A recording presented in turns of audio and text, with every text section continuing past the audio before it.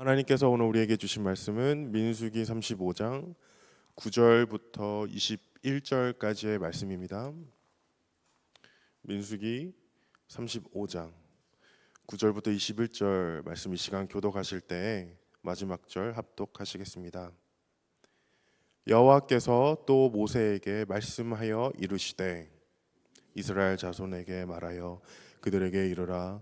너희가 요단 강을 건너 가나안 땅에 들어가거든 너희를 위하여 성읍을 도피성으로 정하여 부지 중에 살인한 자가 그리로 피하게 하라.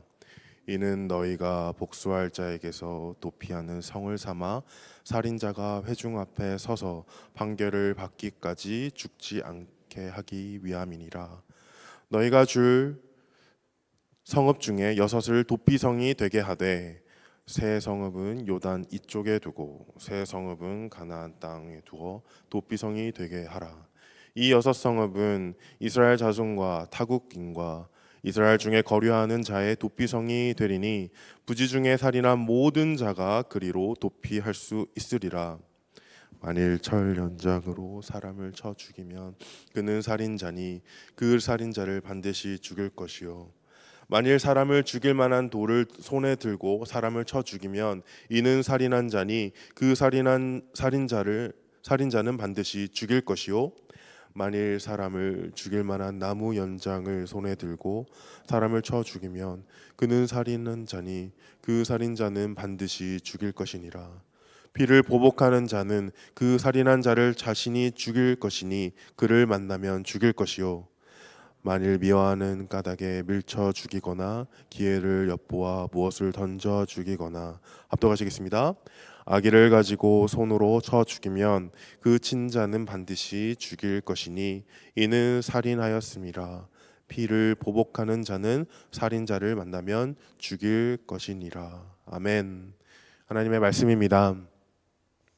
이제 이스라엘은 이 모압 평지에서 요단강 건너 가나안 땅에 있는 이 여리고성을 바라보고 있습니다. 마음이 있는 곳에 시선이 있고 또 그 시선이 닿는 곳에 결국 발걸음이 닿듯 이 광야라는 미로 속에서 40년 동안 마음에 두었다가 또 품었다가 결국 묻어버린 그 땅은 신기루처럼 어느덧 그들의 이 시선까지 다 있습니다. 지난 본문 말씀과 같이 그곳에 지파별 경계가 정해지자 가나안 땅은 이제 이스라엘의 발끝에 거의 와 닿을 것만 같습니다. 또한 그곳에 지파별 기업 분할 책임자가 세워지자 가나안 땅은 이제 이스라엘의 손길에 거의 만져질 것만 같습니다. 이제 이스라엘은 지난 광야 생활을 뒤로하고 이 원색적인 생존을 위한 이 의식주를 완전히 해결할 이 젖과 꿀이 흐르는 그 땅을 기대합니다. 하지만 그 땅은 생존만을 위함이 아닌 이 생활의 땅, 또한 궁극적으로 생명의 땅이 됩니다. 오늘 말씀에 나오는 이 도피성 또한 이 1차원적으로는 한 개인의 이 생존을 위한 곳이지만 다수의 사회 생활에 있어서 이 원초적인 인간적 윤리적 가치를 드러내는 곳과 같습니다. 궁극적으로 하나님의 공의로 영생을 다루는 곳이 됩니다. 땅의 경계를 정하시고 인간에게 주권을 행사하게 하셨지만 태초부터 지금까지 인간의 통치는 늘 한계가 있었습니다. 그 미약함으로 인하여 육적 사망에 이르는 여러 극단적인 사례들 가운데 영적 사망에 이르지 않도록 이 도피성을 만드셨습니다. 영적 사망이란 하나님과 단절된 삶을 말합니다. 오늘 본문은 이 인간의 의지, 보이지 않는 그 의지, 의도, 의중을 파헤치며 영생의 삶을 신중하게 다루고 있습니다. 11절 보시면 도피성은 부지 중 살인한 자가 피하는 곳입니다. 11절 보시겠습니다. 너희를 위하여 성읍을 도피성으로 정하여 부지 중에 살인한 자가 그리로 피하게 하라. 여기서 부지 중 살인자는 이 우발적 살인자, 심신미약한 살인자입니다. 그렇다면 반대로 의지적 살인자는 계획적 살인자, 또 심신건전한 살인자가 되겠습니다. 복수를 위한 살인도 의지적, 계획적, 심신건전한 살인에 속합니다. 12절 보시면 이는 너희가 복수할 자에게서 도피하는 성을 삼아 살인자가 회중 앞에 서서 판결받기까지 죽지 않게 하기 위함이니라. 어떤 이유로든 피조물 마음대로 다른 피조물을 제할 수 없습니다. 그것은 단순한 살인죄를 넘어 창조주 하나님을 대적하는 죄와 같습니다. 왜냐하면 한 영혼을 천하보다 귀하게 지으셨고 또 여기시는 하나님이시기 때문입니다. 그 어떤 인간의 의도, 하나님을 대적한다면 모두 다 불의가 됩니다. 그러므로 도피성은 이 부지 중 살인한 자를 이 불의로부터 보호해 주는 곳인 동시에 복수 당할 자는 물론이요, 이 복수할 자를 자신의 불의로부터 보호해 주는 곳이 됩니다. 즉 인간을 모든 불의로부터 하나님의 공의로 지켜주는 곳이 바로 오늘 본문의 도피성입니다. 인간을 모든 불의로부터 하나님의 공의로 지켜주신 예수 그리스도의 십자가를 예표하는 도피성이 되겠습니다.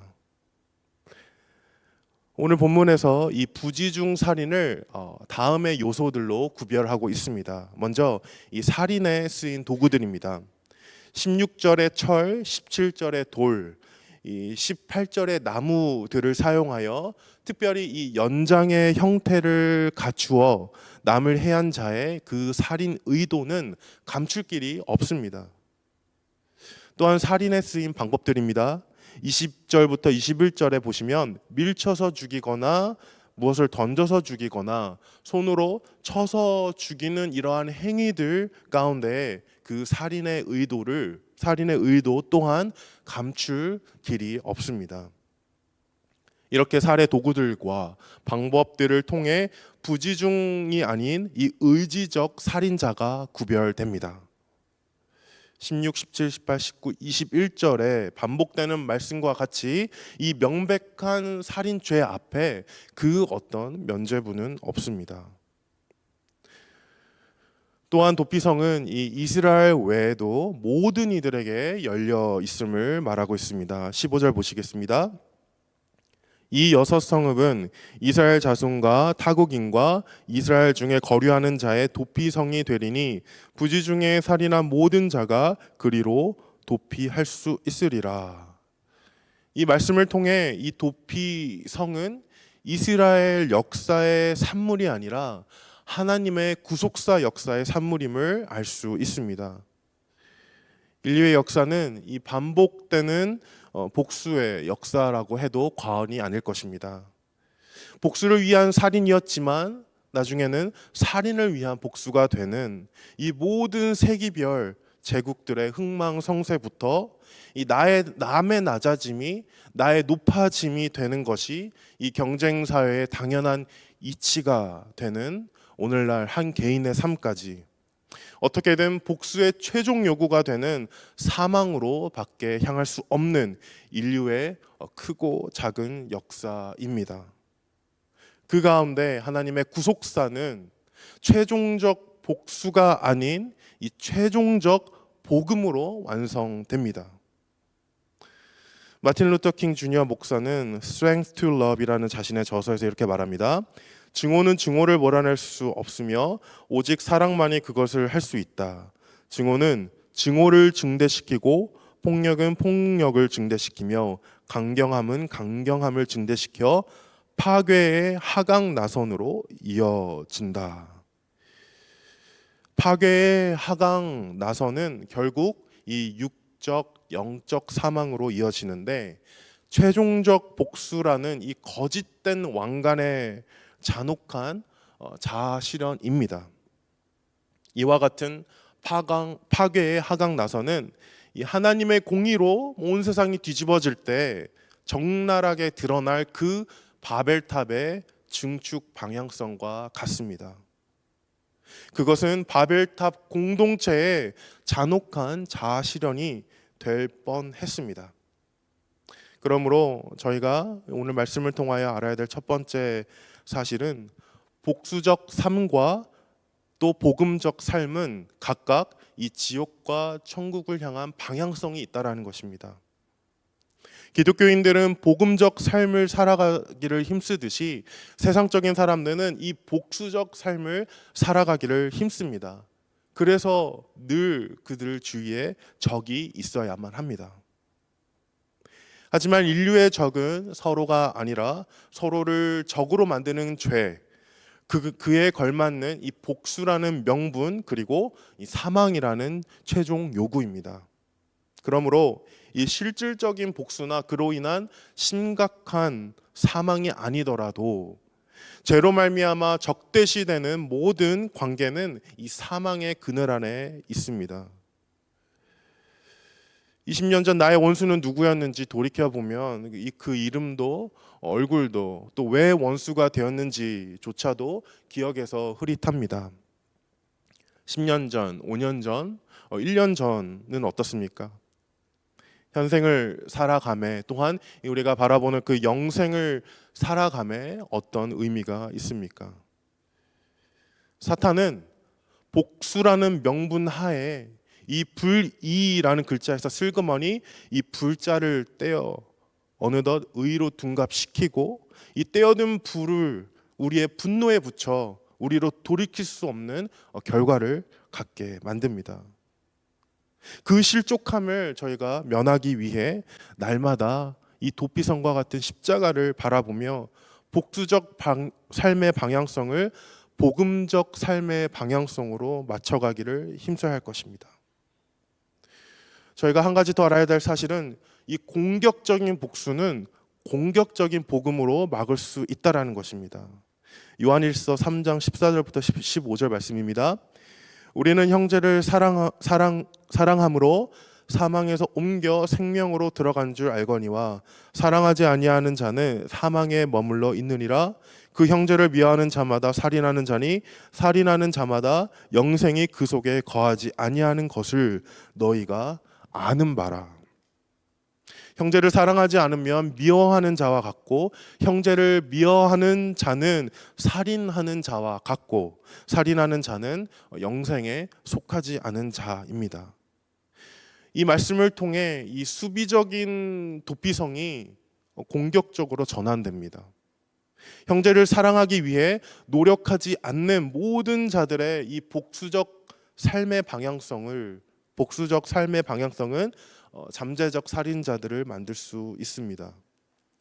그런 의미에서 도피성은 무언으로 모든 이들에게 복음이 공격적으로 선포되고 또 그들을 도전하는 곳이 되겠습니다. 마태복음 11장 12절의 말씀과 같이 천국은 침노하는 자의 것입니다. 성도가 저희가 주의해야 될 것은 이 공격적인 복수보다 외부의 복수보다 공격적이지 않은 복음입니다. 이 세상에 수비적인 복음이 없듯이 수비적인 복음도 없습니다. 말씀을 마치겠습니다. 예수님께서 십자가에서 본격적으로 고초를 당하시기 전 대제사장에게 신문을 받습니다. 그때 곁에 섰던 아랫사람 하나가 손으로 예수를 쳤다고 요한복음 18장에 기록되어 있습니다. 이것이 예수님께서 당하셨던 첫 육체적 폭력이었습니다. 그것은 매우 갑작스러웠고 폭력적이었으며 또 공격적이었습니다. 그 일로 공기가 바뀌고 예수님께 가하는 폭력은 쉬워졌습니다. 십자가 고초의 시작을 알리는 이 무명의 한 사람의 폭력은 자신이 신봉하던 제사장을 위한 복수라는 명분하에 시작되었습니다. 그리고 보란 듯이 오늘 이 민수기 본문에 언급된 모든 의지적, 계획적, 심신건전한 폭력의 도구들과 방법들이 예수님께 쏟아졌습니다. 그것들은 꽤나 자연스러워졌고 여전히 폭력적이었으며 더욱 공격적이었습니다. 하지만 이상하게도 십자가에 결박된 예수 그리스도는 전혀 수비적으로 보이지 않습니다. 방어의 최종선이 아닌 어느덧 이 공격의 최종선을 넘어 이미 이 성취와 완성의 형태로 하나님의 공의와 인애가 숭고히 그 십자가에서 드러나고 있었습니다. 그렇게 인류의 모든 이 복수의 악의 역사를 복음의 선의 역사로 바꿔 주셨습니다. 십자가를 바라보며 그것을 내 삶의 도피성으로 삼으며 복수적 삶이 아닌 복음적 삶으로 영생을 바라며 보다 의지적으로, 적극적으로, 공격적으로 하나님의 나라와 의를 세워가는 저와 초대교회 모든 성도님들 되시기를 주님의 이름으로 축원드립니다.